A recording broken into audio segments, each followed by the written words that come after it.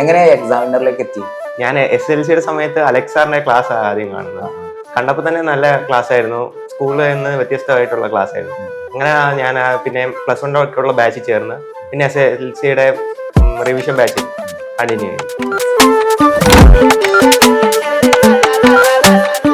മോൻ എവിടുന്നാ വരുന്നത്? ഞാൻ പത്തനംതിട്ട. സ്കൂളില് 4 ഫുൾ A+ ഉള്ളു. അപ്പം എല്ലാവർക്കും സന്തോഷമായി.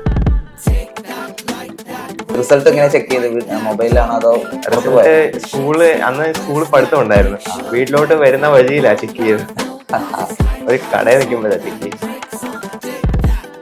പിന്നെ വേറെ ദൂസര വർത്തമാൻ സെക്കൻഡ് ലാംഗ്വേജ് ചെയ്തിരുന്നു. ഹിന്ദിയിൽ ഫുൾ മാർക്ക് ഉണ്ടായിരുന്നു. Full mark. ഓക്കെ, ഇനി കുറച്ച് വേണമെങ്കിൽ എന്നെ കുറിച്ച് കുത്തി പറഞ്ഞോ, കുഴപ്പമില്ല.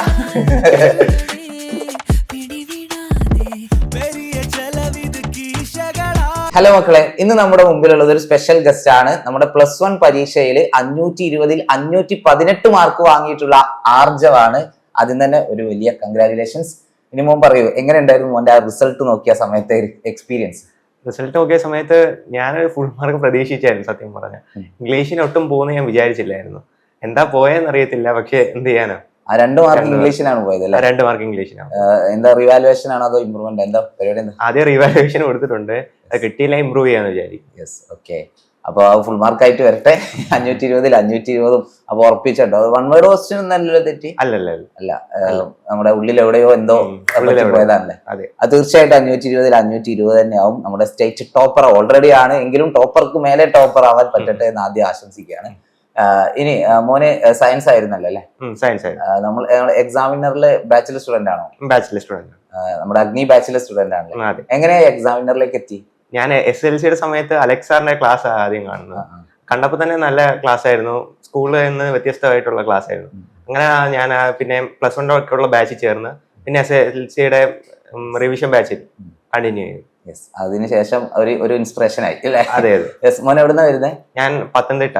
പത്തനംതിട്ടയിലെ മെഴുവേലി. ഓക്കെ. ഏത് സ്കൂളിലായിരുന്നു പഠിച്ചത്? PHSS മെഴുവേലി. ഓക്കെ. സ്കൂളിലൊക്കെ എങ്ങനെ ഉണ്ടായിരുന്നു ഈ റിസൾട്ട് വന്ന സമയത്ത്? സ്കൂളില് എല്ലാവർക്കും സന്തോഷമായിരുന്നു. സ്കൂളില് 4 ഫുൾ A+ ഉള്ളു. അപ്പം എല്ലാവർക്കും സന്തോഷമായിരുന്നു. Yes, okay. അടിപൊളി. അപ്പൊ സ്കൂളിലെ ടോപ്പർ ആണല്ലേ? യെസ്. പിന്നെ എന്താ പറയാ, വീട്ടില് റിസൾട്ട് എങ്ങനെ ചെക്ക് ചെയ്ത്? മൊബൈലിലാണോ അതോ? റിസൾട്ട് സ്കൂള് പഠിത്തം ഉണ്ടായിരുന്നു. വീട്ടിലോട്ട് വരുന്ന വഴിയിലാ ചെക്ക് ചെയ്ത്. ഒരു കടയിൽ നിൽക്കുമ്പോഴാ ചെക്ക് ചെയ്യുന്നത്. എന്നിട്ട് വീട്ടിലൊക്കെ അറിഞ്ഞപ്പോ എങ്ങനെ ഉണ്ടായിരുന്നു? എല്ലാവർക്കും സന്തോഷമായിരുന്നു. എല്ലാവരും ഭയങ്കര എക്സ്പെക്ട് ചെയ്തിരുന്നു അല്ലെ? ഞാൻ എക്സ്പെക്ട് ചെയ്തിരുന്നു. ഇല്ല, അവരെ എക്സ്പെക്ട് ചെയ്തിട്ടില്ല. ഇല്ല. ഓക്കെ. അപ്പോ സാധാരണ നമ്മൾ ഓൺലൈൻ പ്ലാറ്റ്ഫോം ചൂസ് ചെയ്യുമ്പോൾ ഒരുപാട് പ്രശ്നങ്ങൾ ഉണ്ടാവാറുണ്ട്. അതായത് നമുക്ക് പ്രോപ്പറായിട്ട് ശ്രദ്ധിക്കാൻ പറ്റില്ല, അല്ലെങ്കിൽ നമുക്ക് ഡിസ്ട്രാക്ഷൻസ് വരും മൊബൈലിൽ യൂസ് ചെയ്യുന്നത്. അപ്പോ വീട്ടിൽ നിന്ന് ഈ ഒരു ഓൺലൈൻ ബാച്ചിനെ കുറിച്ച് പറഞ്ഞപ്പോ വീട്ടുകാരെന്താ ആദ്യം പറഞ്ഞേ? വീട്ടുകാരെ ആദ്യം നോർമൽ ട്യൂഷൻ ആണ് സപ്പോർട്ട് ചെയ്തത്. പിന്നെ ഞാൻ ഒന്നുകൂടെ പറഞ്ഞപ്പം ആണ് സമ്മതിച്ചത്. പിന്നെ വേറെ ദൂസര വർത്തമാൻ സെക്കൻഡ് ലാംഗ്വേജ് ചെയ്തിരുന്നു. ഹിന്ദിയിൽ ഫുൾ മാർക്ക് ഉണ്ടായിരുന്നു. ഓക്കെ, ഇനി കുറച്ച് വേണമെങ്കിൽ എന്നെ കുറിച്ച് പൊക്കി പറഞ്ഞോ, കുഴപ്പമില്ല. ഷമീം സാറിന്റെ ക്ലാസ് എല്ലാ ദിവസവും എല്ലാ ദിവസവും സാറിന്റെ ക്ലാസ് ലാസ്റ്റിലേക്കല്ലേ വരുന്നത്? അതെ. നമുക്ക് റെക്കോർഡ് ക്ലാസ് ആയിരിക്കുമല്ലോ നമുക്ക്. സാറിന് ലൈവ് ക്ലാസ്സുകൾ നമുക്ക് എക്സാം സമയത്താണെങ്കിലും നമുക്ക് നോക്കട്ടോ. ഏതായാലും പറഞ്ഞാലേ നമുക്ക് ഇനിയുള്ള വർഷങ്ങളിൽ നമുക്ക് കൂടുതൽ ഹിന്ദിയുടെ ക്ലാസ്സുകൾ നമുക്ക് പ്രൊവൈഡ് ചെയ്യാൻ വേണ്ടി നോക്കാം. യെസ്. അപ്പോ നമുക്ക് ബാച്ചിൽ ഒരുപാട് ഫീച്ചേഴ്സ് ഉണ്ടല്ലോ. മോനെ ഏറ്റവും കൂടുതൽ യൂസ്ഫുൾ ആയിട്ടുള്ള ഒരു ഫീച്ചർ ഏതാന്ന്? വർക്ക്ഷീറ്റ് ഏറ്റവും കൂടുതൽ യൂസ്ഫുൾ ആയത്. വർക്ക്ഷീറ്റ് PYQനെക്കാട്ടിലും വർക്ക്ഷീറ്റ് അയച്ചിട്ടുള്ള യൂസ്ഫുൾ. പല ടൈപ്പ് ക്വസ്റ്റ്യൻ നമുക്ക് കാണാൻ പറ്റും. എക്സാമിന് വരുന്ന സമയത്ത് അപ്പൊ നമുക്കത് പുതിയല്ലോ, ജസ്റ്റ് അടുത്ത ക്വസ്റ്റ്യൻ അല്ലേ, അനദർ ക്വസ്റ്റ്യൻ. അത് വർക്ക്ഷീറ്റ് ആയിരുന്നു യൂസ്ഫുൾ ആയത്. അപ്പൊ ബാച്ചിൽ ജോയിൻ ചെയ്ത മക്കളെല്ലാവരും ഈ കാര്യം നോട്ട് ചെയ്ത് വെക്കണം. പലരും ചെയ്യുന്നില്ല, എല്ലാവരും ആ ക്ലാസ് മാത്രം കണ്ടിട്ട് അങ്ങോട്ട് പോകും അല്ലെ?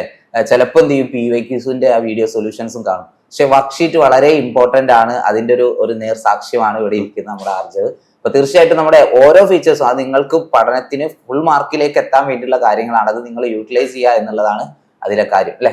ഓക്കെ. പിന്നെ എക്സാമിനറിലെ ഏറ്റവും ഫേവറേറ്റ് ആയിട്ടുള്ള ഒരു ഫാക്കൽറ്റി ഏതാന്ന് വെച്ചാൽ എന്താ? അങ്ങനെ പറഞ്ഞ ഷമീം സാർ. ഞാനിവിടെ എന്നെ ഓൾറെഡി എല്ലാവർക്കും എന്നെ ഭയങ്കര ഇഷ്ടമാണല്ലോ. ഞാൻ ഒഴികെ വേറെ ആരാണ്? അലക്സാർ. ഫിസിക്സ് ആണോ ഫേവറേറ്റ് സബ്ജക്ട്? ഫിസിക്സ് ആണ് ഫേവറേറ്റ് സബ്ജക്ട്. യെസ്. ഓക്കെ. എങ്ങനെയാ ഫിസിക്സിനോട് ഇത്ര ഇഷ്ടമാവാൻ കാരണം എന്താ? ഫിസിക്സ് എനിക്ക് അറിയാൻ താല്പര്യമുണ്ട്. ഫിസിക്സിലെ കാര്യങ്ങൾ, ഓരോ കാര്യം കാണുന്ന സമയത്ത് കുറച്ച് മിസ്റ്ററി ഒക്കെ ഉണ്ടല്ലോ ഫിസിക്സിൽ. അതാണ് എനിക്ക് ഇഷ്ടം ഫിസിക്സ്. അലക്സ് സാറ് പഠിപ്പിച്ചിരുന്ന രീതി ഇഷ്ടമാണ്. അങ്ങനെ അതായത് ഏതെങ്കിലും ഒരു എന്താ പറയാ ടെക്നിക്കോ ടിപ്പോ അങ്ങനെ എന്തെങ്കിലും സംഭവം ഓർമ്മയുള്ളതായിട്ട് പറയാൻ വേണ്ടി പറ്റുമോ? അലക്സ് സാറിന്റെ ഇന്ന ക്ലാസ്സിൽ ഈ ഒരു സാധനം പഠിപ്പിച്ച് എനിക്ക് ഭയങ്കരമായിട്ട് യൂസ്ഫുൾ ആയി അങ്ങനെ എന്തെങ്കിലും? അലക്സ് സാറിനെ കുറിച്ച് പറയുവാണെങ്കിൽ, സാറാണെങ്കിൽ നമ്മുടെ ബാച്ചിലർ ക്ലാസ് വരുന്ന സമയത്ത് എനിക്ക് ക്വസ്റ്റ്യൻ ചെയ്യാൻ മടിയുള്ള ആളായിരുന്നു ആദ്യം. ഈ SLC കഴിഞ്ഞിട്ട് വരുന്ന സമയത്ത് ക്വസ്റ്റ്യൻ ചെയ്യാൻ മടിയായിരുന്നു. ജസ്റ്റ് ക്ലാസ് കണ്ടുപോകാനായിരുന്നു ഇഷ്ടം. പക്ഷെ അലക്സ് സാർ പറയുന്ന കേട്ടിട്ടാണ് ഞാൻ ക്വസ്റ്റ്യൻ ചെയ്യുന്നത്. സാറ് പറയുന്ന കേട്ടാ നമുക്ക് റിയൽ ആയിട്ട് വന്ന് പറയുന്ന ഫീലാ. അപ്പൊ ആള് ലൈവായിട്ട് ഇവിടെ നമ്മളെ മുമ്പിൽ നിൽക്കുന്ന പോലെ ആയിരിക്കും അല്ലെ? അതെ, ലെജൻസിനെ പെട്ടുള്ളൂ കേട്ടോ. ഓക്കെ, ബുദ്ധിമുട്ടില്ല. യെസ്. അപ്പൊ പിന്നെ നമ്മുടെ ബയോളജിയിലൊക്കെ മോനെ ഒരുപാട് പേർക്ക് ഭയങ്കര ഈസി ആയിരുന്നു. മോൻ എങ്ങനെയാ ബയോളജിയിലൊക്കെ? ബയോളജി ഈസി ആയിരുന്നു. എനിക്ക് ബയോളജി ഏറ്റവും ഇഷ്ടമുള്ള miss ATR miss. ATR miss miss വന്നിട്ടുണ്ടോ? ആ, വരും, കാണാം നമുക്ക്. ATR miss fan boy. Yes. അതിന്റെ കാരണം എന്താ? ടീച്ചറുടെ ടീച്ചിങ് മെത്തേഡാ? ആ, ടീച്ചിങ് മെത്തേഡ് കോമഡി ആയിട്ടാ പറഞ്ഞു തരുന്ന ഓരോ കാര്യങ്ങൾ. കൊറേ ചളിയായിരിക്കും. അതെ, ചളിയാ. യെസ്. ഓക്കെ. ഇനി +1 എത്താൻ പോകുന്ന കുട്ടികളോട് മോനെ പറയാൻ പറ്റുന്ന ഒരു അഡ്വൈസ് എന്തായിരിക്കും? അതായത് 10ാം ക്ലാസ്സും +1 തമ്മിൽ നല്ല ഡിഫറൻറ്റ് ഇപ്പൊ മോന് എക്സ്പീരിയൻസ് ചെയ്താണല്ലോ. അപ്പൊ 10ൽ നിന്നും +1 എത്തുന്ന ഒരു കുട്ടിയോട് എന്ത് അഡ്വൈസ് ആയിരിക്കും കൊടുക്കുന്നത്? 10ാം ക്ലാസ്സിൽ നമുക്ക് ഒരു ദിവസം തലേന്ന് പഠിച്ചിട്ടാണെങ്കിൽ നമുക്ക് മാർക്ക് മേടിക്കാൻ പറ്റും. +1 ആണെങ്കിൽ എല്ലാ ദിവസവും പഠിച്ചാലേ നമുക്ക് നല്ല മാർക്കിലൂടെ എത്താൻ പറ്റും. അതാണ്. അപ്പൊ നമ്മൾ നേരത്തെ പഠിച്ചു തുടങ്ങണം എന്നുള്ളതാണ്. നേരത്തെ പഠിച്ചു. അപ്പോ പിന്നെ ഈ കോഴ്സ് സെലക്ഷൻ മോൻ എങ്ങനെയാ സയൻസിലേക്ക് എത്തി? സയൻസ് എനിക്ക് അറിയാൻ ഇഷ്ടമായിരുന്നു, താല്പര്യം ഉണ്ടായിരുന്നു എനിക്ക് സയൻസിൽ.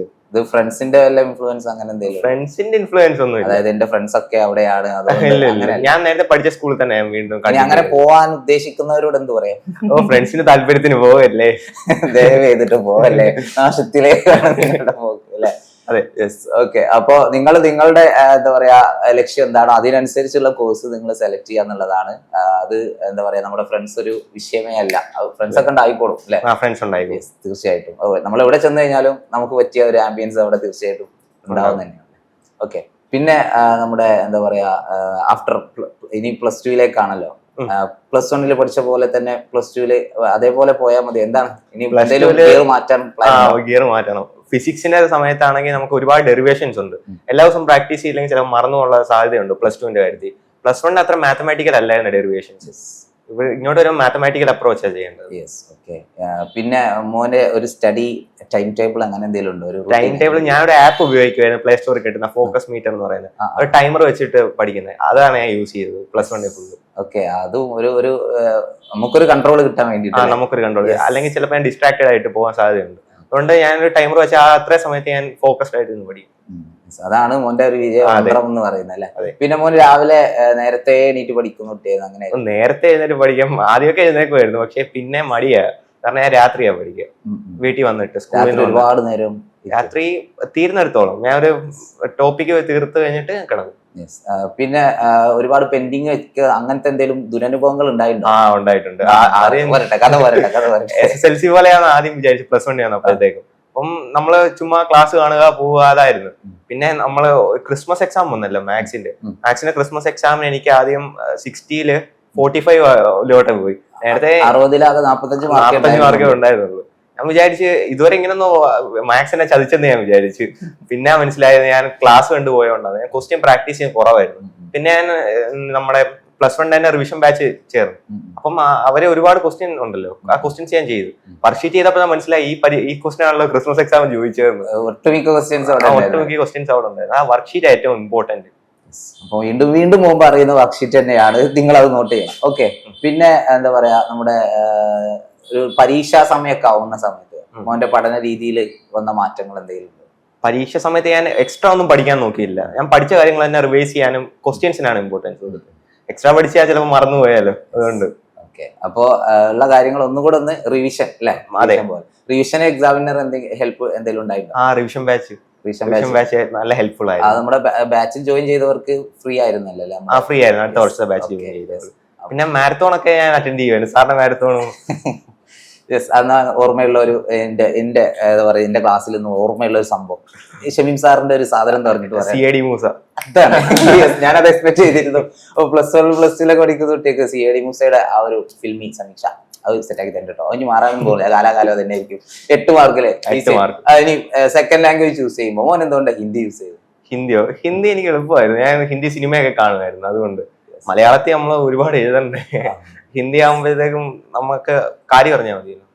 അപ്പൊ മലയാളം ആകുമ്പോൾ ഒരുപാട് എഴുതാനൊക്കെ കഴിയുന്ന കുട്ടികളുണ്ടെങ്കിൽ മലയാളം ചൂസ് ചെയ്യാം. ടൈം ലിമിറ്റിനുള്ളിൽ എഴുതി തീർക്കണം. നമ്മൾ നല്ല സ്പീഡിൽ എഴുതണം. അപ്പൊ അതാണ് പറയാനുള്ളത്. എനിക്കും അതന്നെയായിട്ട് പറയാനുള്ളത്. മലയാളം മോശമൊന്നുമല്ല, അത്യാവശ്യം നന്നായിട്ട് എഴുതാനൊക്കെ കഴിയുന്ന കുട്ടികളാണെങ്കിൽ മലയാളം ആയിരിക്കും. കാരണം ഏത് ചോദ്യം വന്നാലും നമുക്ക് എന്തെങ്കിലുമൊക്കെ എഴുതാൻ വേണ്ടി പറ്റും. കാരണം നമ്മുടെ മാതൃഭാഷയാണ്. ചോദ്യം മനസ്സിലാവാത്ത ഒരു പ്രശ്നം അവിടെ ഉണ്ടാവില്ല. അതുകൊണ്ട് എന്തെങ്കിലുമൊക്കെ എഴുതാൻ വേണ്ടി. പക്ഷേ നമുക്ക് അത്ര തന്നെ പണിയില്ല നമ്മുടെ ഹിന്ദി യൂസ് ചെയ്യുമ്പോൾ. ഞാൻ ഹിന്ദി സാറായതുകൊണ്ട് പറയില്ല, അങ്ങനെയാണ്, അത് യാഥാർത്ഥ്യമാണ്. Okay, yes. ഇനി ഭാവിയിലെ പരിപാടി എന്താ? +2 കഴിഞ്ഞിട്ട് എന്തെങ്കിലും ലക്ഷ്യം അങ്ങനെ എന്തെങ്കിലും ഉണ്ടോ? +2 കഴിഞ്ഞിട്ട് ഞാൻ നീറ്റ് എഴുതണമെന്ന് വിചാരിക്കുന്നുണ്ട്. ആരെങ്കിലും ഇൻസ്പിറേഷൻ ഉണ്ടോ? ഇൻസ്പിറേഷൻ അതായത് ഇന്ന ആ ഡോക്ടറെ പോലെ ആവണം. ഇതിപ്പോ നമ്മൾ കുഞ്ഞുനാളിലൊക്കെ ഡോക്ടറെ അടുത്തൊക്കെ പോയിട്ട് അങ്ങനെ ഈ UP ലെവലൊക്കെ പഠിക്കുന്ന സമയത്ത് എനിക്ക് ആരാവണം നോക്കുമ്പോൾ ഡോക്ടർ ആവണം, പോലീസ് ആണെന്നൊക്കെ പറഞ്ഞു. ഏതെങ്കിലും ഒരു ഡോക്ടറെ കണ്ടിട്ടായിരിക്കും നമ്മൾ അങ്ങനെ ഒരു ആഗ്രഹം നമ്മുടെ മനസ്സിൽ വന്നിട്ടുണ്ടാവും. അങ്ങനെ എന്തെങ്കിലും ആണോ? അങ്ങനെയൊന്നുമല്ല, എനിക്ക് IAS കിട്ടണമെന്നാണ് ആഗ്രഹം. പക്ഷെ അതിന് ഡിഗ്രി വേണ്ടേ. ഡിഗ്രിക്കായിട്ട് ഞാൻ വിചാരിച്ച MBBS എടുക്കുന്നതായിരിക്കും നല്ല ഓപ്ഷൻ. ഇപ്പം അഥവാ കിട്ടിയില്ലെങ്കിലോ അറ്റംപ്റ്റ് ഫെയിൽ ആയി പോയി കഴിഞ്ഞാൽ നമുക്ക് ബാക്കപ്പ് പ്ലാൻ വേണ്ടേ. അതുകൊണ്ട് അപ്പോ ഡോക്ടർ അവിടെ തന്നെയാണ് അല്ലെ?